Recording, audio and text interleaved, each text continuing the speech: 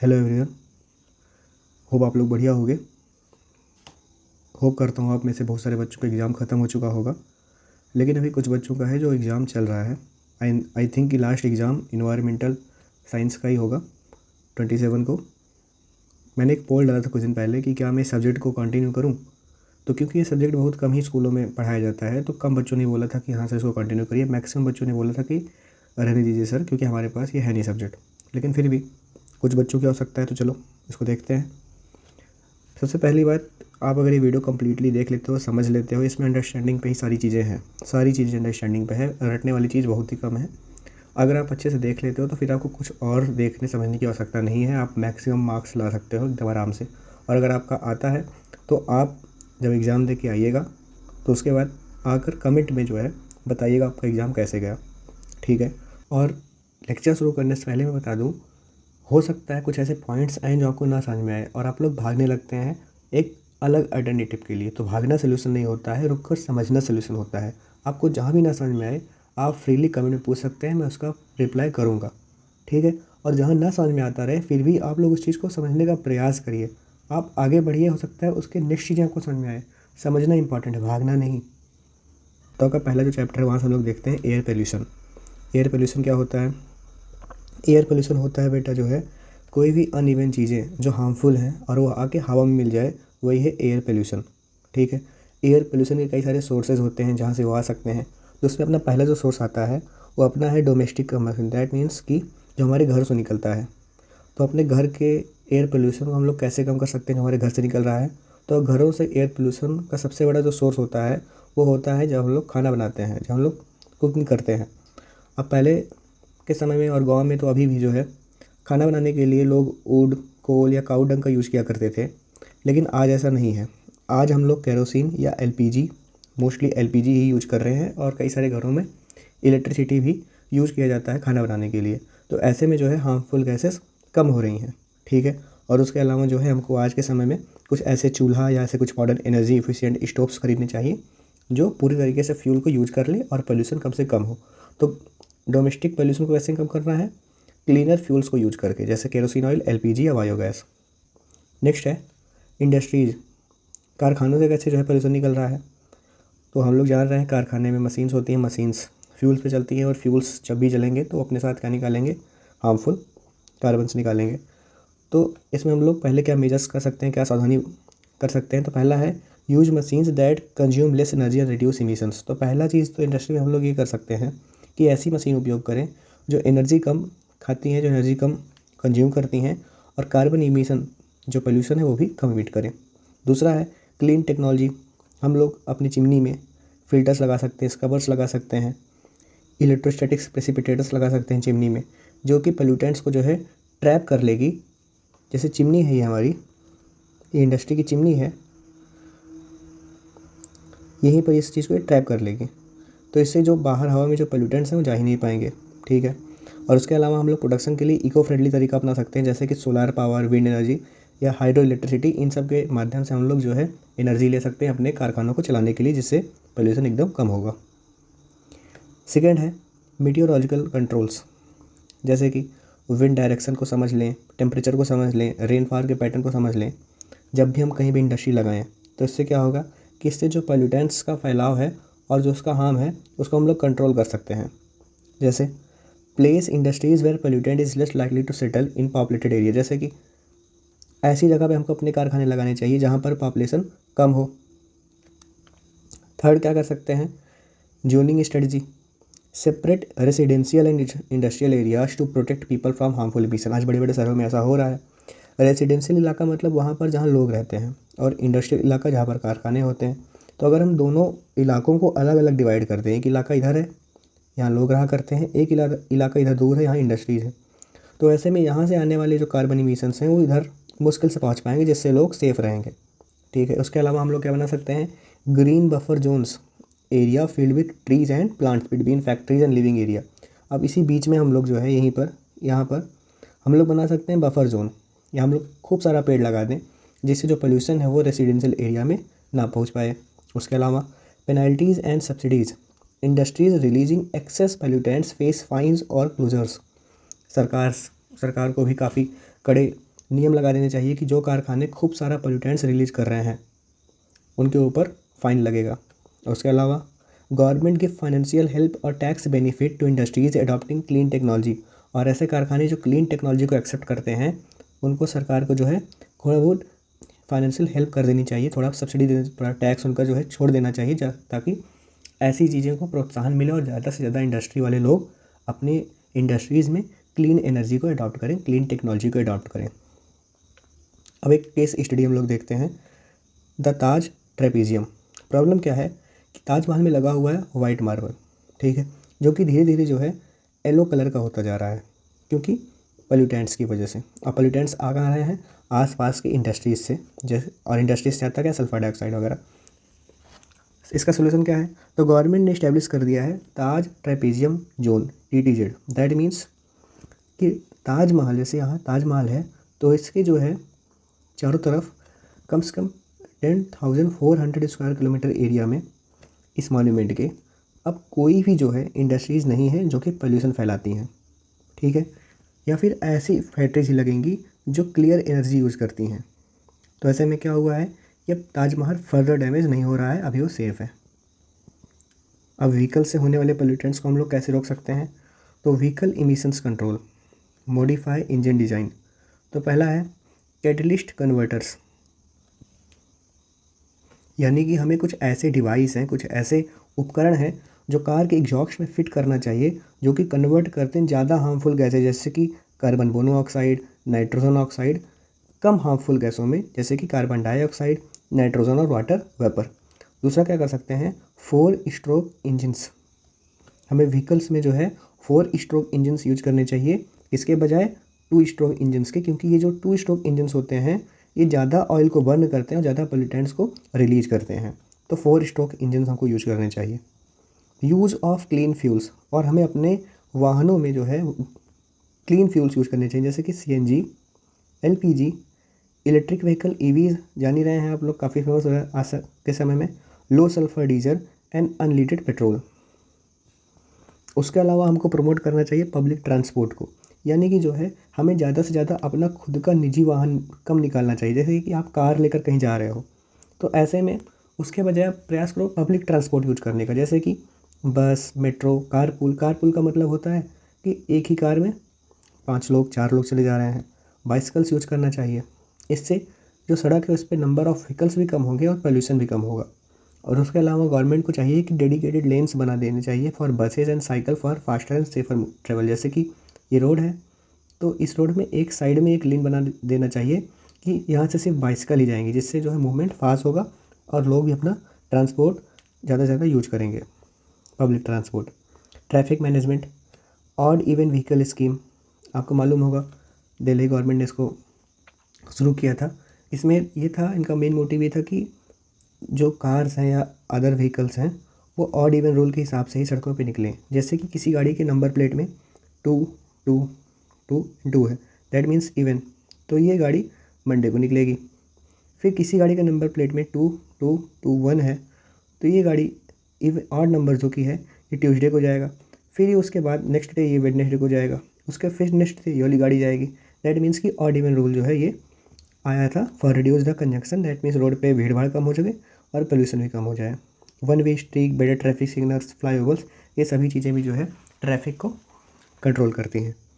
Economic policies, सरकार को चाहिए कि जो पुरानी गाड़ी हैं, जो गाड़ी ज़्यादा पोल्यूशन फैला रही हैं, उन पे ज़्यादा टैक्स लगा दे, ताकि जो है लोग ऐसी गाड़ियों को ना यूज़ करें, क्योंकि जो पुरानी गाड़ी होती हैं वो ज़्यादा पोल्यूशन रिलीज़ करती हैं। और उसके अलावा इंसेंटिव्स, दैट मीन्स डिस्काउंट या टैक्स कट फॉर EV, यानी कि अगर आप लोग जो है इलेक्ट्रिक व्हीकल या हाइब्रिड कार्स मीन्स ऐसी गाड़ियाँ जो EV भी होती हैं और साथ में पेट्रोल या डीजल से भी चलती हैं।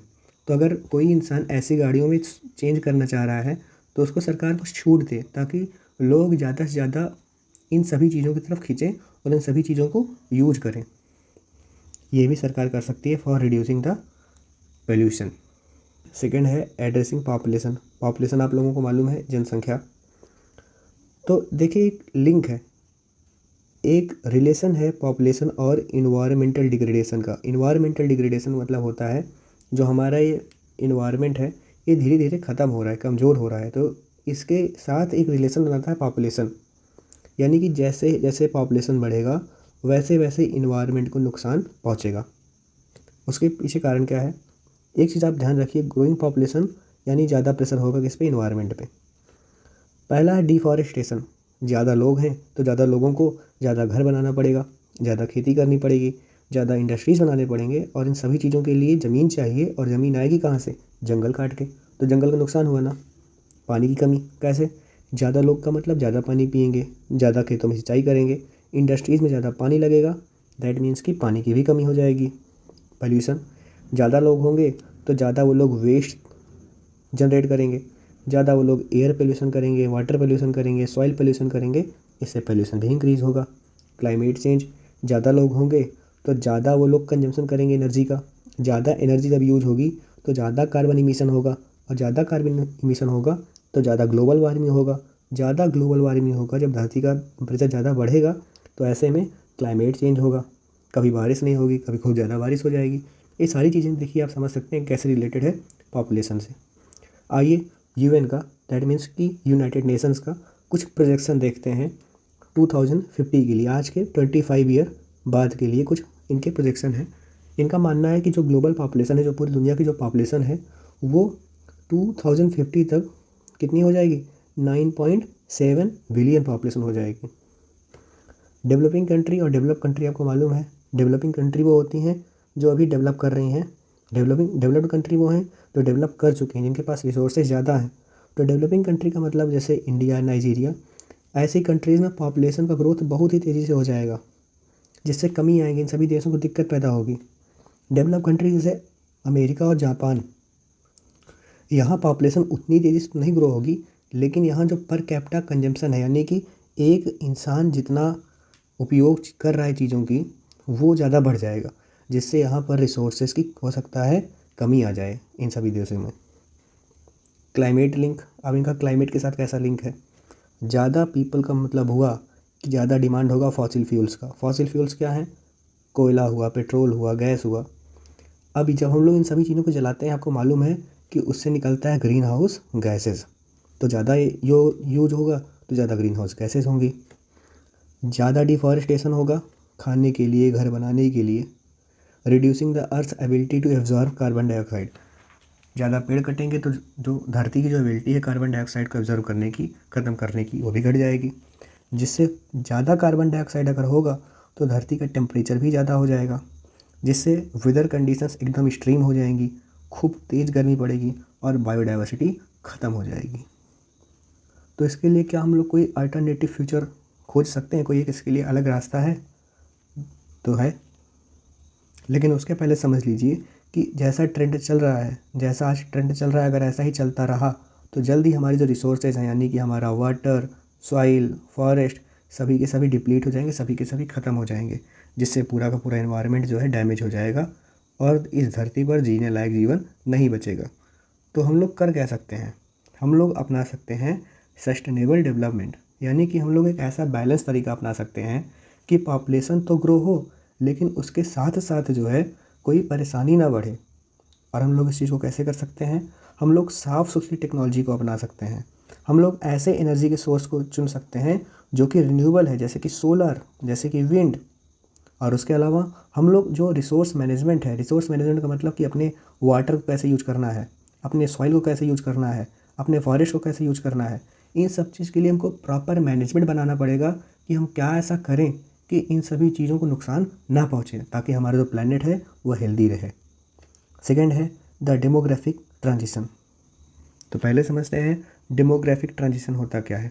तो एक ये प्रोसेस है जिसमें जो देश की जनसंख्या होती है, कंट्री की पॉपुलेशन होती है, वो चेंज होती रहती है समय के साथ। आपको भी मालूम होगा हर चीज़ में एक चेंज है, हर चीज़ में एक बदलाव है समय के साथ। तो वैसे ही देश में भी होता है। इसके कई सारे स्टेज हैं। स्टेज फर्स्ट, इसमें बर्थ रेट भी हाई है, यानी लोग ज़्यादा पैदा भी हो रहे हैं, और इसमें डेथ रेट भी हाई है, ज़्यादा लोग मर भी रहे हैं। तो इसमें जो पॉपुलेशन होती है स्टेबल रहती है, क्योंकि लोग जितने मर रहे हैं उतने पैदा भी हो रहे हैं करीब करीब। और ये अभी तो ऐसा नहीं होता है, लेकिन ये होता था इंडस्ट्रियल सोसाइटी के पहले, जब इतनी दवाएं वगैरह नहीं हुआ करती थी, जब इतना हेल्थ केयर नहीं था, तो ऐसा हुआ करता था। स्टेज सेकेंड है अपना high birth rate, declining death rate. That means कि लोग ज़्यादा पैदा तो हो रहे हैं लेकिन लोग मर कम रहे हैं। ठीक है, इसके पीछे कारण क्या है? क्योंकि आज जो हेल्थ केयर सिस्टम है वो काफ़ी अच्छा हो गया है, साफ़ सफाई भी सुधर गई है, फूड का सप्लाई भी काफ़ी अच्छा हो गया है। इस सब की वजह से जो डेथ रेट में कमी तो आई है, लोग कम मर रहे हैं, लेकिन बर्थ रेट में जो है वो काफ़ी ज़्यादा तेज़ी से उछाल आ रहा है, जिससे जो है पॉपुलेशन देशों की बहुत तेज़ी से बढ़ रही है। एग्जाम्पल इंडिया स्टेज 3 है आपका, declining birth rate, that means कि बर्थ रेट कम हो रहा है और लो डेथ रेट। लो डेथ रेट का मतलब हुआ कि आपका जो लोग मर रहे हैं वो कम है। Families start living fewer children due to education, urbanisation, improve living standard. आज के ज़माने में क्या है कि अच्छी शिक्षा की वजह से जो परिवार हैं वो कम से कम बच्चे करते हैं, फिर उनको अच्छी शिक्षा देते हैं और ख़ुद भी अच्छा शिक्षा लेते हैं, शहरों में बसते हैं, उनका लिविंग स्टैंडर्ड भी अच्छा हो रहा है। इसके एग्जांपल है China, Brazil, Malaysia. Fourth stage है low birth and death rates. यहाँ पॉपुलेशन स्टेबलाइज रहती है, जहाँ पर बर्थ रेट भी लो है और डेथ रेट भी लो है, जैसे कि USA, Japan, south Korea. Stage 5 है डिक्लाइनिंग पॉपुलेशन, ये ऑप्शनल स्टेज है। इसमें क्या है कि किसी भी देश का जो पॉपुलेशन होता है वो समय के साथ कम होता जा रहा है। कुछ कंट्रीज़ हैं जहाँ पर पॉपुलेशन काफ़ी तेज़ी से घट रही है, वहाँ पर बर्थ रेट जो है बहुत कम है, जैसे कि जर्मनी और Italy. Studies for controlling growth of population, तो हम लोग ये तो समझ गए कि पॉपुलेशन ग्रोथ जो है वो प्रॉब्लमेटिक है, इससे समस्याएं आने वाली हैं। तो हम लोग ऐसा क्या कर सकते हैं कि अपने पॉपुलेशन को हम लोग कंट्रोल कर सकें? तो पहला है family planning and birth control, यानी कि हम लोग एक प्रॉपर परिवार नियोजन, यानी कि हम लोग प्रॉपर एक फैमिली का प्लानिंग कर सकते हैं और बर्थ कंट्रोल कर सकते हैं। Promote contraceptives, family planning awareness and small family norms, यानी कि जो है प्रमोट सरकार को या फिर हमें एज ए इंडिविजुअल लेवल पे प्रमोट करना चाहिए कि कैसे एक छोटा जो परिवार होता है वो कैसे आपको एक बेटर स्थान पे पहुंचा सकता है। छोटा परिवार जब होता है, मैं कई बार एग्जांपल क्लास में भी देता हूँ कि चलिए समझते हैं कि मान लीजिए किसी परिवार में 40,000 पैसा कोई कमा रहा है, उनके परिवार में टोटल 2 बच्चे हैं, 1 और 2। उसी जगह एक और परिवार है, वहाँ पर भी 40,000 कमा रहे हैं और उनके टोटल 5 बच्चे हैं, 1 2 3 4 5। इस फैमिली में, फैमिली ए में पर बच्चा कितना पैसा खर्चा होएगा? मान लीजिए 20,000, यानी हर बच्चा अच्छे स्कूल में जाएगा, अच्छा कपड़ा पहनेगा, बीमार होने पे अच्छा मेडिसिन मिलेगा, अच्छा फैसिलिटी, अच्छा फूड, जिससे फ्यूचर में भी ये बच्चे जो है अच्छी जगह पहुंच पाएंगे। चांसेस तो यही हैं। उसी जगह ये फैमिली देखिए आप, इस फैमिली में टोटल 5 बच्चे हैं, यानी कि जो 40,000 है ये टोटल 5 बच्चों में बटेगा, यानी कि पर बच्चे को अराउंड 8,000 रुपीज़ मिलेगा। यानी कि सभी बच्चों में जब डिवाइड जाएगा रिसोर्सेज तो हो सकता है उनको अच्छा स्कूल ना मिल पाए, फिर अच्छा भोजन ना मिल पाए, जिससे अच्छा पढ़ नहीं पाएंगे और फिर वो लोग पॉवर्टी में ही चले जाएंगे। ठीक है, तो ये कंडीशन होती है जब आप एक छोटा परिवार रखते हो, तो कैसे आप एक बेटर स्थिति में अपने आप को देखते हो। इससे एग्जांपल है, जैसे इंडिया में एक स्लोगन चला था, अभी भी चलता है, हम दो हमारे दो, दैट मीन्स कि वी टू आवर टू। हम दो दैट मीन्स कि mother and father, and we will also keep only 2 childrens, okay, and in that condition we will able to provide them with better facilities and better education. Second, health care, improve maternal and child health care to reduce infant mortality, encouraging families to have fewer children। यानी कि कई बार ऐसा भी होता है, छोड़ी deep में ही जाना है अभी, तो जो माँ होती है उनका भी अच्छे से ख्याल रखना है, बच्चों का भी अच्छा ख्याल रखना है, जिससे जो है इन्फेंट मोर्टेलिटी जो है, यानी कि जो बच्चों का जो मृत्यु हो जाता है पैदा होने के बाद या पैदा होने के पहले, वो सब कम हो सके।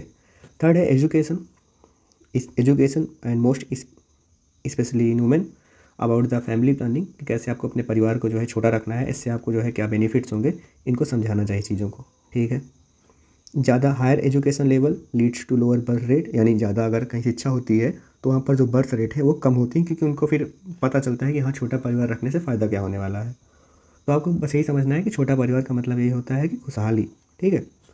Fourth, economic development, when people have better job, जब लोगों के पास अच्छा जॉब होगा, ज़्यादा इनकम होगा, उनका लिविंग स्टैंडर्ड, रहने का उनका तरीका अच्छा रहेगा, तो वो खुद ही चाहेंगे कि जो उनके पास एक छोटा सा परिवार हो, छोटा फैमिली हो, बड़ा फैमिली ना हो। और फिफ्थ है वुमेन सेंटर्ड ह्यूमन डेवलपमेंट, यानी कि जो है महिलाओं को हमको ज़्यादा एम्पावर करना पड़ेगा। कैसे हम उनको एम्पावर कर सकते हैं? उनको अच्छी शिक्षा देके, उनको अच्छी नौकरियाँ देके और उनको समान अधिकार देके, जैसे आज पुरुषों को मिलता है। उसके अलावा अगर इन्हीं महिलाओं को हम लोग एम्पावर कर देंगे तो फाइनेंशियली इंडिपेंडेंट हो जाएंगी, यानी कि फिर उनको पैसे के लिए किसी का मुंह नहीं देखना पड़ेगा। तो ऐसे में जो है वो लोग अपना जीवन के फैसले खुद ही ले सकती हैं कि उनको शादी कब करनी है, डिले कर सकते हैं मैरिजेस को, उनको चाइल्ड बर्थ चाहिए कि नहीं चाहिए, कितने चाहिए बच्चे, कब चाहिए, वो सभी अपना खुद डिसाइड कर सकते हैं क्योंकि वो इंडिपेंडेंट है। Example, Kerala's high literacy rate among women has led to lower birth rate. Kerala की पॉपुलेशन ग्रोथ रेट उतना नहीं है। क्यों? क्योंकि वहाँ की जो महिलाएं ज़्यादा पढ़ी लिखी हैं। एग्जाम्पल है development framework for poverty alleviation. अब ये टॉपिक ये है कि हम लोग ऐसा क्या कर सकते हैं कि जिससे पॉवर्टी यानी कि जो गरीबी है, एलिवेशन, उसको ख़त्म कैसे किया जा सकते हैं, गरीबी को हम लोग कैसे हटा सकते हैं। तो पहला है सोशल मोबिलाइजेशन। दैट मीन्स कि जो कम्युनिटीज़ हैं, जो गांव के लोग हैं, इनको साथ में लाया जाए, एक साथ मिलकर काम करें और अपने आप को थोड़ा बहुत पैसा कमा कर दे सकें। जैसे कि गांव वगैरह में सेल्फ हेल्प ग्रुप्स होता है महिलाओं का, कि कुछ महिलाएं होती हैं वो आपस में जो है एक छोटा सा काम शुरू कर देती हैं, अचार बनाने का, पापड़ बनाने का। इससे जो उनको कुछ एक्स्ट्रा इनकम मिल जाता है और उनका काम चलता है। सेकेंड है एग्रीकल्चर डेवलपमेंट। हम लोग इसमें क्या कर सकते हैं कि हम लोग जो खेती करने के तरीके हैं उसको इम्प्रूव कर सकते हैं, टेक्निक को इम्प्रूव कर सकते हैं, अच्छा सीड्स उपयोग कर सकते हैं, अच्छा बीज उपयोग कर सकते हैं। ऑर्गेनिक फार्मिंग को हम लोग प्रमोट कर सकते हैं, ऐसी फार्मिंग जिसमें कि किसी भी प्रकार का केमिकल प्रोडक्ट नहीं यूज करते हैं। इससे जो है क्रॉप का प्रोडक्शन जो है बूस्ट हो जाएगा और इससे जो फार्मर्स को हेल्प मिलेगी वो ज़्यादा से ज़्यादा जो है पैसा कमा सकते हैं और उनकी जो गरीबी है वो कम होगी। खासकर जो रूरल पॉवर्टी है, जो गांव में जो गरीबी है वो कम होगी। थर्ड है स्मॉल स्केल इंडस्ट्रीज़। इसके अलावा सरकार जो है स्मॉल स्केल इंडस्ट्री मतलब छोटे लेवल के जो इंडस्ट्री कारखाने होते हैं उसको बढ़ावा दे सकता है, जैसे कि कॉटेज इंडस्ट्री हुआ, हैंडीक्राफ्ट हुआ, लोकल बिजनेस हुआ, जो कि गाँव वगैरह या फिर किसी एक छोटे से घर में भी चल जाए। तो इससे क्या होगा कि लोकल एरिया में, अर्बन एरिया में जॉब्स क्रिएट होंगी। जैसे एक आदमी है, उसने शुरू किया एक छोटा सा अपने गांव में पोल्ट्री फार्म, तो ऐसे में 2-3 लोगों को और नौकरियां मिल जाएगी। किसी ने जो है फिशिंग का बिजनेस स्टार्ट किया, अपने गांव में छोटा तालाब खोदा, पॉन्ड बनाया, पॉन्ड में मछलियां पाला, ऐसे में गांव के आसपास के 4-5 लोगों को और जॉब मिल जाएगी। ठीक है। चौथा है human development, focus on improving health, education, skill for people. एक चीज़ समझ लीजिए कि जैसे हम लोग रिसोर्स की बात करते हैं कि संसाधन हमारे लिए वाटर होता है, सॉइल होता है, वैसे ही ह्यूमन भी अपने आप में एक रिसोर्स होता है, अपने आप में एक चीज़ होता है जो और चीज़ों को चला सकता है। तो ऐसे में हमको ह्यूमन पे भी ध्यान देना चाहिए कि हम उनको कैसे डेवलप कर सकते हैं। तो हम लोग उनका हेल्थ अच्छा कर सकते हैं, हम लोग उनको अच्छा एजुकेशन दे सकते हैं, अच्छा स्किल सेट दे सकते हैं। तो इससे जो उनका जीवन है वो बेहतर होगा और जब उनका जीवन बेहतर होगा तो हमारे देश की इकोनॉमी में वो लोग जो है अपने हेल्प करेंगे। जैसे इंडिया में स्किल डेवलपमेंट प्रोग्राम चलाया गया युवाओं के लिए, India skill India initiative. Third है managing the urban environment. Urban मतलब क्या हुआ? सिटी। ठीक है, city area. Urbanisation a challenge to the future. Urbanisation का मतलब होता है कि समय के साथ जो है शहर बढ़ रहे हैं और शहर बढ़ने के पीछे जो कारण है वो कारण ये है कि लोग रूरल एरिया से यानी जो है विलेज एरिया से लोग भाग रहे हैं कहाँ पर? शहरों की तरफ। किस लिए? क्योंकि शहरों में उनको लगता है कि ज़्यादा अच्छी नौकरियां हैं, ज़्यादा अच्छा शिक्षा है और ज़्यादा अच्छा हेल्थ केयर है। तो लोग गांव छोड़कर शहरों में भाग रहे हैं, जो कि एक बहुत बड़ी समस्या है हमारे लिए। अर्बनाइजेशन से समस्या क्या पैदा होगी? तो अर्बनाइजेशन मतलब समझ लेना ही है, ठीक है। तो उससे समस्या क्या पैदा होगी? पहला है ओवर क्राउडिंग। भाई सभी लोग अगर शहर में चले जाएंगे तो शहर में ज़्यादा भीड़ हो जाएगी। अब और जो लोग ये जा रहे हैं भाग के, ये कोई बहुत बड़े रिच पीपल नहीं है, काम की तलाश में जा रहे हैं, इनका वहाँ कोई नहीं है। तो ऐसे में ये लोग वहाँ स्लम एरिया को बढ़ावा देंगे, ये लोग कहीं भी ऐसे अपना झुग्गी डाल लेंगे, लोग कहीं भी ऐसे रहने लग जाएंगे, पुअर हाउसिंग सोसाइटीज़ बनेंगी वहाँ पे।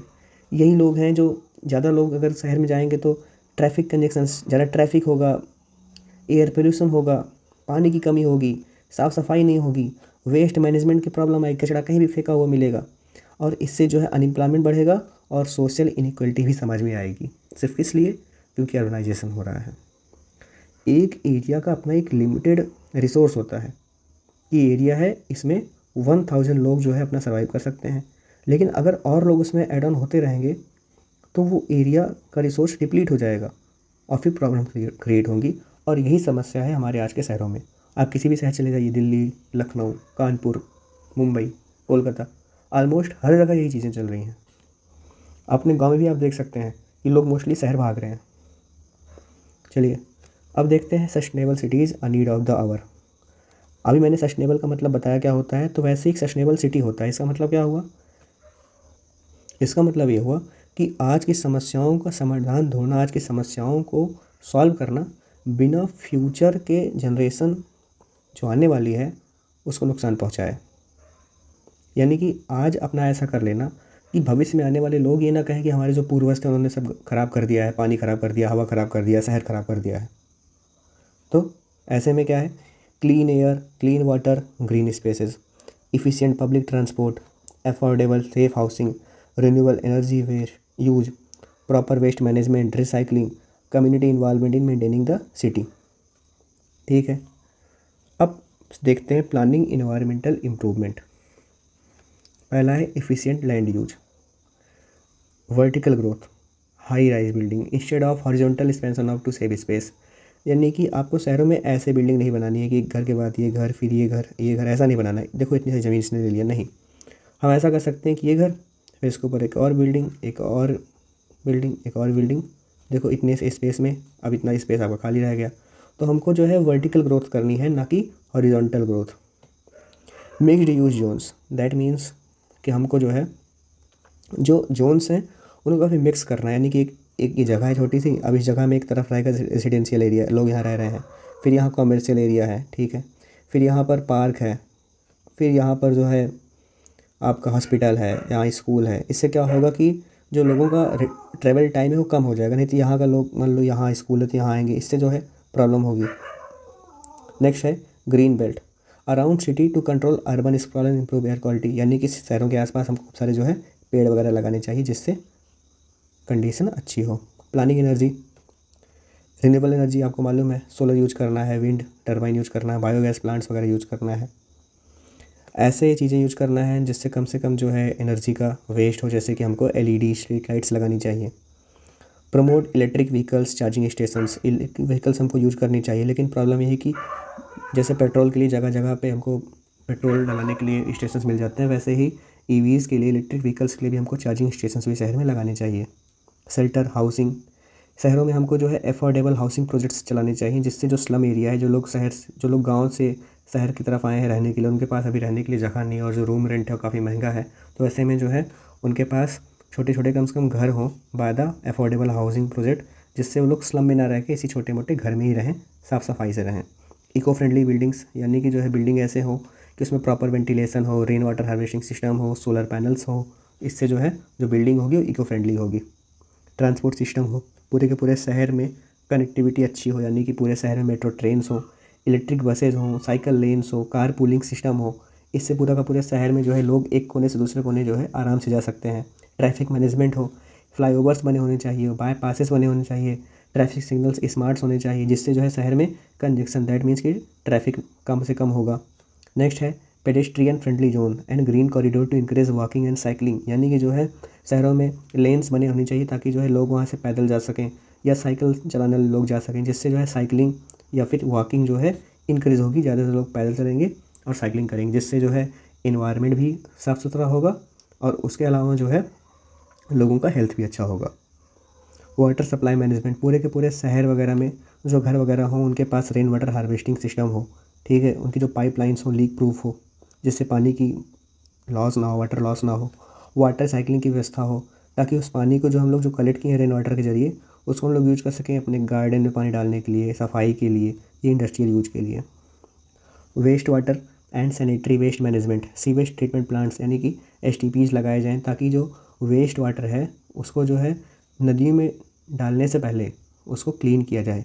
यानी कि जो नाली, जो शहरों में नालियाँ होती हैं बड़ी बड़ी, वो नाली बाद में कहाँ कनेक्ट होती हैं? आसपास के पॉन्ड या रिवर से कनेक्ट होती हैं। तो उसमें कनेक्ट होने से पहले उस पूरे के पूरे नाली के पानी को साफ़ किया जाए, यानी कि उसमें कुछ भी टॉक्सिकल या केमिकल चीज़ें ना हो जो नदी में जाके नुकसान पहुँचाए। उसके अलावा कंपोस्टिंग यूनिट होनी चाहिए फॉर द ऑर्गेनिक वेस्ट, ताकि ऑर्गेनिक वेस्ट कलेक्ट हो सके और बाद में उसका यूज हो सके जो है खेती करने के लिए। रिसाइकलिंग सेंटर्स होने चाहिए शहरों में ताकि जो प्लास्टिक हो, ग्लास हो, मेटल हो, इन सबको रिसाइकल कर दिया जाए और इनसे नया प्रोडक्ट बन जाए। कंस्ट्रक्शन एक्टिविटीज़, यानी कि कंस्ट्रक्शन के लिए अच्छा इको फ्रेंडली तरीका अपनाया जाए, अच्छा मटेरियल अपनाया जाए, जैसे कि फ्लाई ऐश ब्रिक्स हों, रिसाइकल्ड स्टील हो, ठीक है। Dust control measures at construction site, आपको मालूम है कि जहाँ कंस्ट्रक्शन होता है वहाँ पर कितना डस्ट उड़ता है जिससे पोल्यूशन क्रिएट होता है। तो ऐसे में समय समय पे जो है वहाँ पानी का छिड़काव होना चाहिए जिससे जो है धूल मिट्टी ना उड़े। ट्री ट्रांसप्लांटेशन, यानी कि जो है if trees must be remove for construction, यानी कि अगर कंस्ट्रक्शन करने के लिए आप लोगों ने पेड़ वगैरह काटा है तो आप उसके बदले कहीं और पेड़ वगैरह ज़्यादा से ज़्यादा लगाइए। और सबसे बड़ी चीज़, जो माइग्रेशन हो रहा है, जो लोग विलेज छोड़ के सिटीज़ की तरफ आ रहे हैं, तो ये देखा जाए कि लोग विलेज छोड़ क्यों रहे हैं। हमको विलेज की भी तरफ ध्यान देना चाहिए, यानी कि हमको रूरल डेवलपमेंट भी करना चाहिए ताकि माइग्रेशन ना हो। Why people migrate from village to city, लोग क्यों माइग्रेट कर रहे हैं? क्योंकि वहाँ जॉब नहीं है, लैक ऑफ जॉब, वहाँ एजुकेशन अच्छा नहीं है, वहाँ हेल्थ केयर अच्छा नहीं है, वहाँ इंफ्रास्ट्रक्चर अच्छा नहीं है, रोड्स वगैरह कुछ अच्छा नहीं है। तो ऐसे में जो है हमको विलेज बेहतरीन कर देने चाहिए। हमको रूरल इंडस्ट्रीज़ को प्रमोट करना चाहिए, जैसे हैंडीक्राफ्ट हुआ, फूड प्रोसेसिंग, अचार वगैरह बनाने का हुआ, कॉटेज इंडस्ट्री हुआ, ये प्रमोट होंगी तो लोगों को अपने घर, अपने गांव में ही काम मिल जाएगा, तो छोड़ के शहर क्यों जाएंगे। एग्रीकल्चर इंप्रूव कर देना चाहिए, मैंने अभी ऊपर बात किया था। बूस्ट रूरल इंफ्रास्ट्रक्चर, अच्छी रोड बनाना चाहिए, अच्छा स्कूल, अच्छा हॉस्पिटल, अच्छा इलेक्ट्रिसिटी नेटवर्क। इससे जो है लोगों को गाँव में ही सुविधाएँ मिल जाएंगी शहर वाली। और उसके अलावा जो है प्रोवाइड जॉब अपॉर्चुनिटीज़, वहाँ पर स्मॉल बिजनेस को इंकरेज करना चाहिए, सेल्फ एम्प्लॉयमेंट प्रोग्राम चलाने चाहिए जिससे गाँव के जो है लोग गाँव में ही रोज़गार मिल जाए, ताकि वो शहर जाएँ ना और समस्याएं खड़ी हों ही ना। तो गोल हमारा गोल क्या होना चाहिए? इफ़ रूरल लाइफ इम्प्रूव, अगर गांव का जीवन अच्छा होता है तो कम से कम लोग जो है उनको लगेगा कि मुझे शहर जाना चाहिए, और जब वो शहर नहीं जाएंगे तो शहर में ओवर क्राउडिंग नहीं होगी, ठीक है। Development of secondary cities to counter migration. Secondary cities का मतलब क्या होता है? जो छोटे शहर होते हैं बड़े मेट्रो शहर के आसपास, तो ऐसे में उन शहर को भी जो है हमको मेंटेन करना चाहिए, उनको भी डेवलप करना चाहिए, ताकि जो है लोग अट्रैक्ट हों इन छोटे शहरों की तरफ भी। और हम लोग इसको कैसे कर सकते हैं? हाँ, इसको करने के फ़ायदा क्या होंगे कि जो बर्डन है, जो बोझ है बड़े शहरों पे, वो कम हो जाएगा। और हम लोग इसको कैसे कर सकते हैं? हम लोग उन छोटे शहरों को भी जो है अच्छा इंफ्रास्ट्रक्चर दे सकते हैं, रोड, इलेक्ट्रिसिटी, वही चीज़ें हम लोग उनको भी दे सकते हैं, जॉब वगैरह यहाँ क्रिएट कर सकते हैं, factory, IT hub, business zones, यहाँ भी हम लोग एजुकेशन, हेल्थ केयर अच्छा दे सकते हैं। इन इंडिया, जैसे एग्जांपल के लिए पुणे, इंदौर, कोयम्बतूर, ये सभी काफ़ी तेज़ी से डेवलप कर रहे हैं, और ये लोग जो है प्रेशर कम कर रहे हैं। जैसे पुणे है, ये प्रेशर मुंबई के ऊपर से कम कर रहा है, ठीक है। Community participation and contribution of private enterprises. तो पहला क्या है? Community participation. क्लीन सराउंडिंग, जो रेसिडेंट है, जो रहने वाले वहाँ लोग हैं, उनको चाहिए कि अपने सड़क को, अपने पार्क को, अपने मार्केट, अपने बाज़ार को साफ़ रखें। वो ऑर्गेनाइज़ कर सकते हैं क्लीन योर नेबरहुड ड्राइव्स। इससे क्या होगा कि लोग अपने आसपास की जगहों को साफ़ करेंगे, और उसके अलावा लोग फ़ाइन कर सकते हैं, लोग जो है जुर्माना लगा सकते हैं ऐसे लोगों पे जो लोग लिटरिंग करते हैं, जो लोग जो है कचरा फैलाते हैं। अवेयरनेस कैंपेन्स, लोग अवेयरनेस के लिए कैंपेन निकाल सकते हैं, लोगों को पढ़ा सकते हैं, समझा सकते हैं, टीच कर सकते हैं कि रिसाइकलिंग क्या होता है, पानी क्यों बचाना चाहिए, पोल्यूशन क्यों कम करना चाहिए। और इसके अलावा हम लोग सेलिब्रेट करते ही हैं अर्थ डे, इन्वायरमेंट डे, ताकि हम लोग इंस्पायर कर सकें और लोगों को। एग्जाम्पल के लिए इंडिया में ही जो है बनाया गया प्रोग्राम स्वच्छ भारत अभियान, क्लीन इंडिया मिशन, इसमें कई लाखों लोग जो है अपने घर के आसपास, अपने शहरों को और अपने नदियों को साफ़ करते हैं। Participation of private enterprises. Companies can fund city improvement project as part of their corporate social responsibility, CSR। Companies जो है अपने जो पैसा वो कमा रही हैं, उस पैसे को जिस शहर में वो कंपनीज हैं उस शहर के इम्प्रूवमेंट के लिए, उस शहर के साफ़ सफाई के लिए भी जो है फंड कर सकती हैं, पैसा दे सकती हैं as a part of corporate social responsibility, that mean CSR। वो लोग ऐसा क्या कर सकती हैं? वो लोग शहर में पब्लिक टॉयलेट्स बनवा सकती हैं जो कि फ्री ऑफ कॉस्ट होगा, डस्टबिन बनवा सकते हैं, रिसाइकलिंग बिन्स बनवा सकते हैं, ग्रीन स्पेस को स्पॉन्सर कर सकते हैं, सोलर स्ट्रीट लाइट्स लगवा सकते हैं, वेस्ट कलेक्शन व्हीकल से लोग शहरों को दे सकते हैं। यानी कि अगर आप शहर से ही पैसा कमा रहे हो, आप शहर को ही पोल्यूट कर रहे हो, तो आपकी रिस्पॉन्सिबिलिटी बनती है कि आप शहर को भी कुछ दो, आप शहर को भी के लिए भी कुछ करो। ये लोग इन्वेस्ट कर सकते हैं क्लीन टेक्नोलॉजी, ताकि शहरों में जो है इलेक्ट्रिक बसें जाएँ, वाटर साइकिलिंग प्लांट्स बने।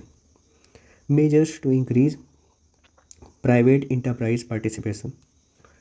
Tax benefit for companies that invest in city development project. ऐसी कंपनियां जो सिटी डेवलपमेंट प्रोजेक्ट में अपना पैसा लगाएंगी, उनको कुछ टैक्स बेनिफिट मिलेगा गवर्नमेंट की तरफ से।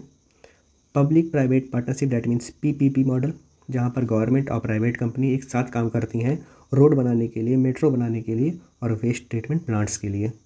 Recognition and award for businesses contributing to environmental improvement, ऐसे कंपनीज़ जो अपने बिजनेस के साथ साथ इन्वायरमेंट को भी इम्प्रूव करने के लिए आगे बढ़ रही हैं, उनको रिकॉग्नाइज़ करे गवर्नमेंट और उनको अवार्ड दे, ताकि और ज़्यादा वो मोटिवेट हों और उनके साथ साथ और इंडस्ट्रीज़ वाले भी मोटिवेट हों कि हाँ मुझे भी जो है साफ़ सफाई रखनी है। नेक्स्ट चैप्टर है अपना मैनेजिंग सॉइल एंड लैंड।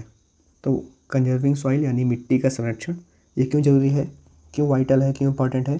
क्योंकि हमको मालूम है अगर मिट्टी है तभी खेती हो पाएगी, तभी जंगल है, तभी जो है जीवन है धरती पर। तो मिट्टी हमको कंजर्व करना चाहिए, ठीक है। और लेकिन इसको बचाना किससे? हमको बचाना है इरोजन, कटाव से, और हमको इसका जो है फर्टिलिटी भी मेंटेन करके रखना है। तो हम लोग इसको हम लोग मिट्टी के कटाव को कैसे रोक सकते हैं? तो हम लोग के पास कुछ टेक्निक्स हैं। तो मैं सारे टेक्निक्स को एक्सप्लेन नहीं करूँगा, मैं नोट्स जो है डाल दूँगा टेलीग्राम चैनल में, आप लोग नोट्स वहाँ से देख सकते हो, फिर वीडियो आप यहाँ पे जो है पॉज करके देख सकते हो। और वैसे भी आपको सारे पॉइंट्स नहीं याद रखने हैं, 1 से 3 points is more than enough. बस आप कोई भी 2 से 3 पॉइंट जो आपको ज़्यादा आसान लगे आप चूज़ कर लीजिए। टेरेस फार्मिंग, आपको मालूम है कि माउंटेन्स जो होते हैं वहाँ पे ऐसे स्लोप बना सकते हैं जिससे पानी का स्पीड कम होगा, जो ऊपर से पानी आ रहा है, जिससे इरोजन कम होगा। कंट्रोल प्लगिंग है, dry farming, tree planting, birds, गली, विंड ब्रेक, ऑर्गेनिक फर्टिलाइजर, ये सभी तरीके हैं, आप पढ़ सकते हैं इसको वीडियो पॉज करके। सॉइल कंजर्वेशन टेक्निक्स, हम लोग मिट्टी को बचाने के लिए क्या क्या टेक्निक अपना सकते हैं? तो लैंड यूज मैनेजमेंट, यानी कि जो लैंड हो उसके कैपेसिटी के अनुसार हमको यूज़ करना चाहिए। वेजिटेटिव प्रैक्टिस, यानी कि हमको जो है ग्रासेस, झाड़ियाँ वगैरह लगानी चाहिए ताकि जो मिट्टी हो हमेशा कवर रहे। अगर मिट्टी खुली होगी तो जब भी पानी आएगा या हवा चलेगी मिट्टी उड़ जाएगी, ठीक है। उसके अलावा काउंटर बंडिंग, चेक डैम्स वगैरह होना चाहिए। मैं भी इसको इतना एक्सप्लेन नहीं करूँगा, आप बस पॉइंट्स लिख दीजिएगा, अभी इतना एक्सप्लेन करने का समय नहीं है। उसके अलावा ड्रेनेज सिस्टम, यानी कि जो है नालियाँ वगैरह प्रॉपर बनानी चाहिए ताकि वाटर लॉगिंग की समस्या ना हो। Conserving soil and water together, हमको जो है पॉन्ड, टैंक या रिजर्वायर बनाने चाहिए ताकि हम लोग पानी को बचा सकें। क्रॉपिंग सिस्टम, हम लोग ईस्ट क्रॉपिंग कर सकते हैं, यानी कि एक कुछ फसल लगाएं, फिर कोई और फसल, फिर एक फसल, फिर एक और फसल, ताकि जो है अपनी मिट्टी अच्छी हो सके। ट्री क्रॉप्स, हम लोग यानी कि अपने खेतों में फ्रूट ट्रीज़ वगैरह लगा सकते हैं, जिससे हमको जो है क्रॉप्स के साथ साथ जो है कुछ फ़ायदे भी मिलेंगे, हम लोग उससे फल निकाल सकते हैं, उसको बेच सकते हैं। और नेक्स्ट है फोलियस क्रॉप्स, यानी कि जो है हम लोग कुछ लीफी प्लांट्स वगैरह लगा सकते हैं ताकि हमारी जो सॉइल का जो फर्टिलिटी है वो अच्छा हो। लैंड रिफॉर्म, अब इंडिया में कुछ लैंड रिफॉर्म्स वगैरह भी आए हैं। जैसे कि एक समय था कि जब बहुत सारे लोग ऐसे थे जिनके पास खूब सारी ज़मीनें थी, और कुछ लोग ऐसे थे, बहुत सारे लोग ऐसे थे जिनके पास बिल्कुल ज़मीन नहीं थी। तो ऐसे में लैंड रिफॉर्म आया। इसके अकॉर्डिंग क्या हुआ कि रीडिस्ट्रीब्यूट किया गया लैंड को ऐसे लोगों की तरफ जिनको जो है खेती की आवश्यकता थी, जो लोग लैंडलेस फार्मर्स थे। तो इन इंडिया कुछ रिफॉर्म है, जैसे कि abolition of zamindari system, land Lord का पावर जमींदारी सिस्टम ख़त्म किया गया। लैंड सीलिंग एक्ट, यानी कि जो है एक लिमिट लगाया गया कि एक आदमी के पास कितनी ज़्यादा से ज़्यादा ज़मीन हो सकती है। टेनेंसी रिफॉर्म किया गया, जिसमें कि टेनेंट्स को उन राइट दिया गया कि आप जो है उस ज़मीन को ले सकते हो। किराएदारों को ये अधिकार दिया गया, आप ज़मीन ले सकते हो जिस ज़मीन पे आप काम करते हो। और एक और नियम लगाया गया कि सारी सरकार ने इसको ऐसा किया था कि जो सरप्लस लैंड है, जो ज़्यादा ज़मीनें हैं, उनको ऐसे लोगों को दान कर दिया जाए, डिस्ट्रीब्यूट कर दिया जाए जो लैंड लेस हैं, जिनके पास बिल्कुल भी ज़मीन नहीं है। इससे फ़ायदा क्या हुआ कि ज़्यादा से ज़्यादा ज़मीन पर जो है अब खेती होती है। Integrated rural development, this approach combines economic, social and environment development for uplift rural area. इसका ऑब्जेक्टिव क्या था कि वही लिविंग कंडीशन अच्छा हो, education, health care, housing, rural income को बूस्ट मिले, ज़्यादा लोग पैसा कमाएं, और सस्टेनेबल रिसोर्स मैनेजमेंट को प्रमोशन मिले। सेल्फ हेल्प स्कीम आई, जैसे सोशल फॉरेस्ट्री। इसमें क्या हुआ कि जो गांव वाले थे अपना खुद का ही छोटा मोटा एक जंगल उगा सकें, जिससे उनको जो है टिम्बर की लकड़ियाँ मिले, फ्यूल वुड मिल सके और फूडर वगैरह मिल सके। कम्युनिटी फॉरेस्ट्री है, इसमें जो लोकल होते हैं वही मैनेज करते हैं जो है पूरे पूरे जंगल को कलेक्टिवली, और जो भी बेनिफिट आता है, जैसे कि वो आम का मान लीजिए पूरा बगीचा लगाती हैं, तो जो भी आम का फसल से पैसा मिलेगा वो सभी लोग आपस में बांट कर लेंगे, ज्वाइन मतलब बांट लेंगे। इंडिया में क्या कोई ऐसी स्कीम है? हाँ ऐसी है, वो है joint forest management, that means JFM scheme, जहाँ पर पूरे का पूरा कम्युनिटी जो होता है वो जंगल को सुरक्षित करता है और फिर जो भी उससे उपज होती है उसको आपस में बांट लेते हैं। अब ऐसे महिलाओं का क्या रोल है कम्युनिटी एंड कंजर्वेशन में? तो जो महिलाएं हैं वही प्राइमरी यूजर्स होती हैं सभी नेचुरल रिसोर्सेज के, जैसे कि फ्यूल वुड, वाटर, फूडर। तो वुमेन ही हैं जो बहुत बड़ा रोल प्ले करती हैं सस्टेनेबल प्रैक्टिस में। तो ऐसे में जो महिलाएं हैं इनको जो है रिफॉरेस्टेशन के बारे में समझाना चाहिए, कैसे आप ज़्यादा जंगल लगा सकते हैं, पानी को कैसे बचाना है, ऑर्गेनिक फार्मिंग से आप जो है कैसे प्रमोट ऑर्गेनिक फार्मिंग क्यों करना चाहिए। उसके अलावा जो अगर महिलाएं एम्पावर्ड रहेंगी तो अपने फैमिली को इंकरेज करेंगी for the community involvement in conservation. Community participation in afforestation waste management programme. Afforestation का मतलब समझ लीजिए जंगल लगाना, ठीक है। सेल्फ हेल्प ग्रुप्स SHG यही मैनेज करता है local resource sustainability. Example Chipko movement था 1970 में, जहाँ जब लोग पेड़ वगैरह काटने आए तो गांव वाले जो है पेड़ों को गले लगा लेते थे कि हम पेड़ नहीं काटने देंगे। Combating deforestation. डिफॉरेस्टेशन क्या है कि लार्ज स्केल पे जंगल को काटना, यही है डिफॉरेस्टेशन। इसका नुकसान क्या है, सॉइल इरोजन होता है, क्लाइमेट चेंज होता है और बायोडाइवर्सिटी खत्म होती है। इसका सलूशन क्या है, हम लोग उसको कैसे खत्म कर सकते हैं। रिफॉरेस्टेशन, हम लोग ज़्यादा से ज़्यादा पेड़ लगा सकते हैं, ठीक है। एनर्जी प्लांटेशन, दैट मीन्स कि हम लोग ऐसे पेड़ लगा सकते हैं जो ज़्यादा तेज़ी से उगते हों, जैसे यूकेलिप्टस, बैम्बू वगैरह है, ठीक है। और यही जो पेड़ हैं ये हेल्प करेंगे जो है फ्यूल के लिए, क्योंकि फिर अगर आपके पास ये सब चीज़ें हैं जो जल्दी बड़े होते हैं तो आप इसको जलाओगे खाना बनाने के लिए, ठीक है। इससे जो प्रेशर है, जो नेचुरल फॉरेस्ट जो आपका जो मेन फॉरेस्ट है उससे प्रेशर खत्म हो जाएगा। Forest harvesting of non timber forest products, that means कि हम लोग जैसे कि फ्रूट है, नट्स है, मेडिसिनल प्लांट है या हनी है, ठीक है, ये हमको दे सकते हैं प्रॉपर इनकम, ठीक है। हम लोग इनको बेच के इनकम वगैरह जनरेट कर सकते हैं। और exploring alternative sources of livelihood. इसके अलावा अगर आपके आसपास जो है जंगल वगैरह है तो वहाँ पर एग्रो फॉरेस्ट्री हो सकता है, हैंडीक्राफ्ट्स और यहाँ तक इको टूरिज्म वगैरह हो सकता है, ठीक है। Change in consumption patterns. और दूसरा चीज़ क्या है, पेड़ कटते ही क्योंकि हमको पेपर चाहिए, तो हम लोग जो है इसका रिड्यूस कर सकते हैं, इसका यूज़ वगैरह। और उसके अलावा हम लोग इको फ्रेंडली प्रोडक्ट्स यूज़ कर सकते हैं, जैसे कि बैम्बू फर्नीचर या रिसाइकल्ड गुड्स से बने हुए सामान वगैरह हम लोग यूज़ कर सकते हैं। हम लोग पेपर को रिसाइकल कर सकते हैं, जिससे जो है जंगल कम से कम काटे जाएँ। जितने पॉइंट्स बता रहा हूँ सारे पॉइंट्स इंपॉर्टेंट नहीं है, कुछ ही पॉइंट्स हैं जो पूछता है, कोई भी आप 1-2 पॉइंट्स लिख सकते हो। Managing forest grazing. Forest grazing का मतलब होता है जो जंगल में जो जानवर होते हैं जो लैंड को साफ़ कर देते हैं पूरा चर कर, तो ऐसे में जो है हम लोग ओवर ग्रेजिंग को जो है कम कर सकते हैं, जिससे सॉइल इरोजन भी जो है कम होगा। इतना याद रखिए, ओवर ग्रेजिंग से ही सॉइल इरोजन डायरेक्टली कनेक्टेड है, ठीक है। किसी जगह पर अगर ज़्यादा से ज़्यादा घास अगर ख़त्म कर दी जाएगी तो पूरा का पूरा एरिया जो है ओपन हो जाएगा, और फिर ओपन एरिया में जो सॉइल, जो वाटर, जो विंड है, ये उस हवा को, उस मिट्टी को इरोड कर सकता है, जिससे सॉइल इरोजन जो है इंक्रीज़ होती है। तो इसका कारण क्या है, लाइव स्टॉक पॉपुलेशन। ज़्यादा अगर जानवर हो जाएंगे तो इससे जो है, उसके अलावा अल्टरनेटिव ग्रेजिंग लैंड्स, क्योंकि ज़्यादा चारा के लिए ज़्यादा लैंड नहीं है, तो ऐसे में एक ही जगह वो लोग ज़्यादा चारा खाते हैं। उसके अलावा weak enforcement of grazing limits, यानी कि जो ग्रेजिंग लिमिट्स होती है कि आप जंगल के आसपास है कहीं पर भी सिर्फ चारा नहीं खिला सकते हैं, फिर भी जो है लोग वहाँ पर जाते हैं। इसका रिजल्ट क्या हो रहा है कि वेजिटेशन ख़त्म हो रहा है, सॉइल भी जो है इरोजन हो रहा है, ठीक है। सॉइल की फर्टिलिटी कम हो रहा है, प्रोडक्टिविटी कम हो रहा है, जो लैंड है वो बदल जा रही है वेस्ट लैंड में, बंजर भूमि में, या फिर पूरा का पूरा डिज़र्ट में, जिसको जिसको बोलते हैं डिजर्टिफिकेशन। इसका सोल्यूशन क्या है, हम लोग ग्रेजिंग को कंट्रोल कर सकते हैं, ठीक है।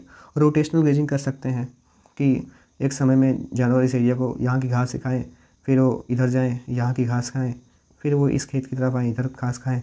तो ऐसे में जब तक ये लोग इधर से इधर जा रहे हैं, यहाँ की घास दोबारा उग जा रही है, यानी कि ओवर ग्रेजिंग नहीं हो रही है। और उसके अलावा जो है हम लोग फूडर प्लांटेशन कर सकते हैं, हम लोग चारा उगा सकते हैं अपने जानवरों के लिए, ठीक है। और नेशनल फॉरेस्ट पॉलिसी 1988 में जो कि था कि हमको प्रमोट करना है ग्रेजिंग, हम लोग को जो है ग्रेजिंग कंट्रोल को कम करना है और एफॉरेस्टेशन को बढ़ाना है, ज़्यादा से ज़्यादा जंगल हम लोग को लगाना है।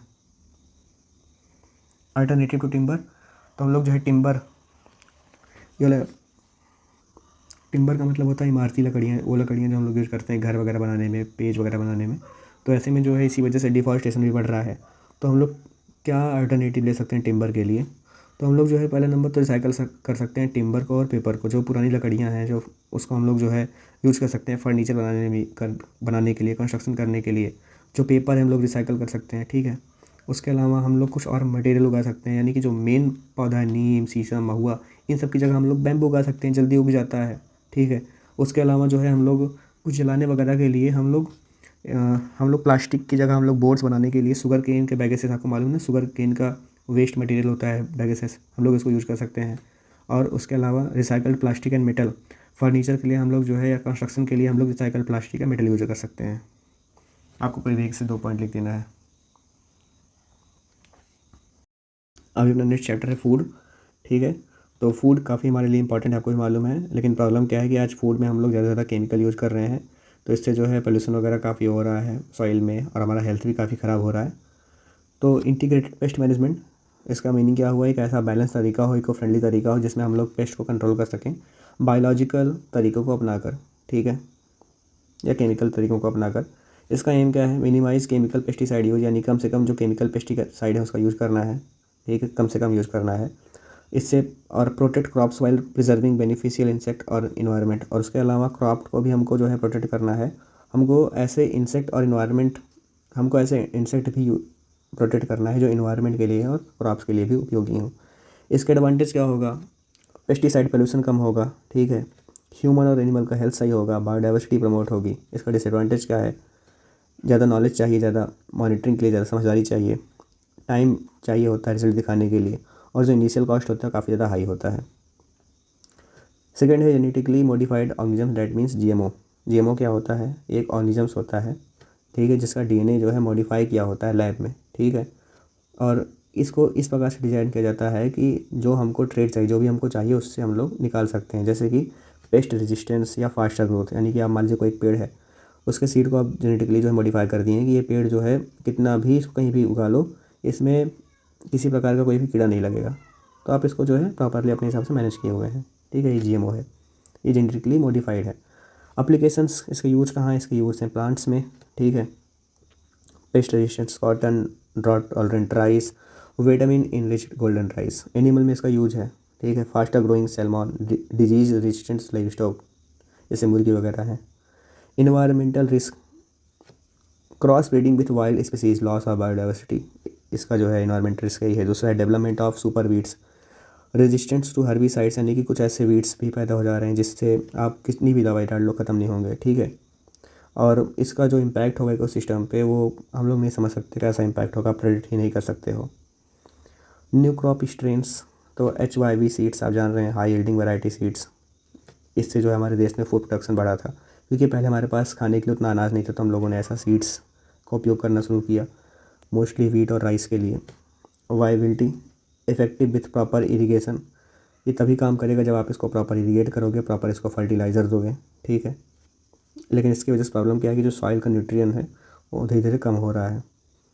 हाइब्रिड की कुछ अपनी वैरायटीज़ हैं, जैसे कि क्रॉस ब्रीडिंग प्लांट्स हैं जो कि अच्छा अनाज दे सकते हैं, अच्छा खाने में टेस्ट दे सकते हैं, और उनको डिजीज़ भी नहीं होगा। इसका प्रॉब्लम क्या है, जो सीड्स हैं वो बहुत मुश्किल है कि उसको दोबारा आप लोग यूज़ कर सको, ठीक है, तो इसके लिए फार्मर्स को जो है सीड कंपनी पे डिपेंड करना पड़ता है, जो कि काफ़ी महंगा होता है।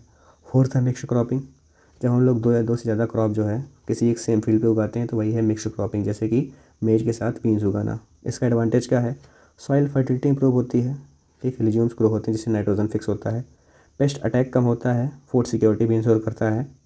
अगर मान लो एक क्रॉप फेल हो गई, दूसरी क्रॉप आपका चलता रहेगा, जिससे आपको खाना कम से कम तो मिल ही जाएगा।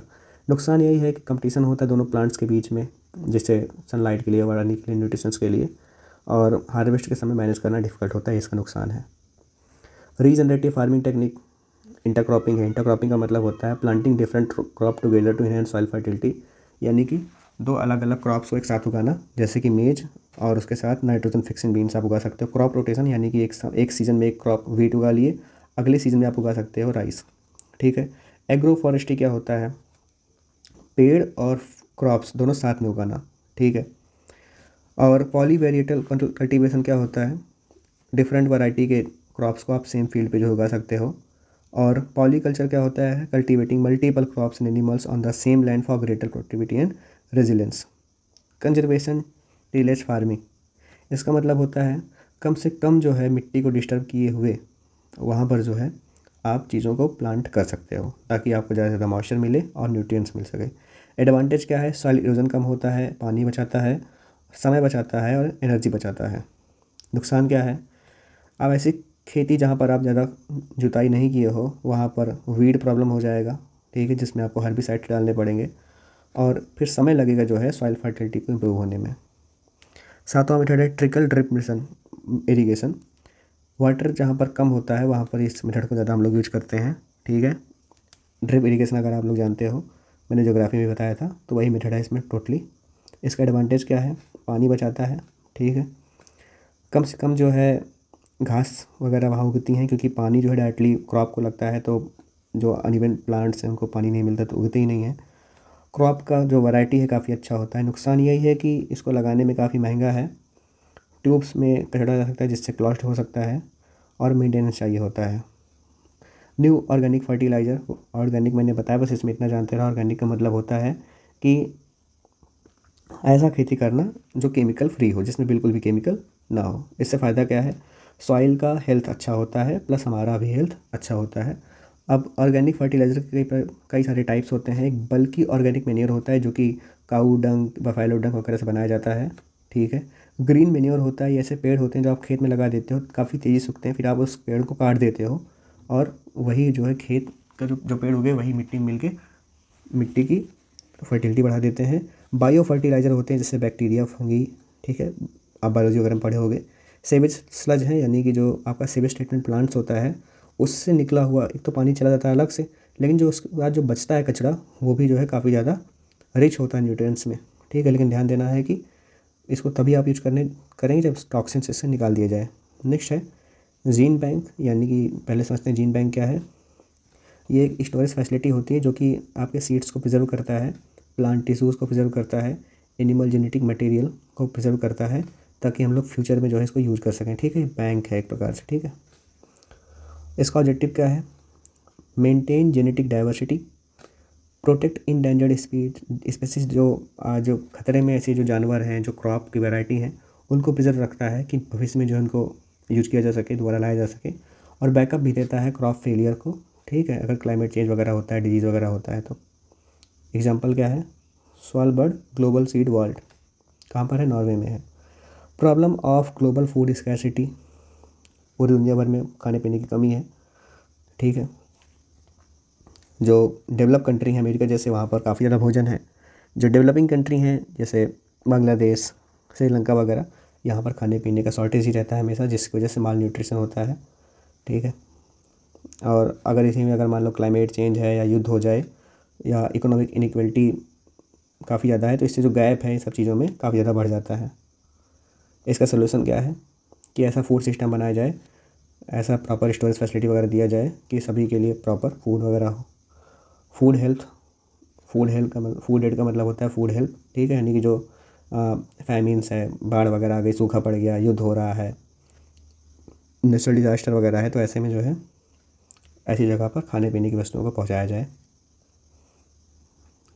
चैलेंजेस क्या है, वही सिंपल चैलेंज है जो ऊपर भी बताया, आप वीडियो पॉज करके देख सकते हैं। ये टोटल 5 चैप्टर्स थे जो मैंने अभी एक्सप्लेन किए। अगर मुझे समय मिलता है तो मैं और जो 5 चैप्टर से नीचे इसको भी मैं जो है एक्सप्लेन कर दूंगा। अगर मैं नहीं कर पाता हूँ तो नोट्स तो पढ़ा ही रहेगा, आप इसको जो है पढ़ सकते हैं ग्रुप में जाकर। टेलीग्राम चैनल का लिंक जो है चैनल पड़ा हुआ, वहाँ जाकर इसको पढ़ सकते हैं आप, ठीक है।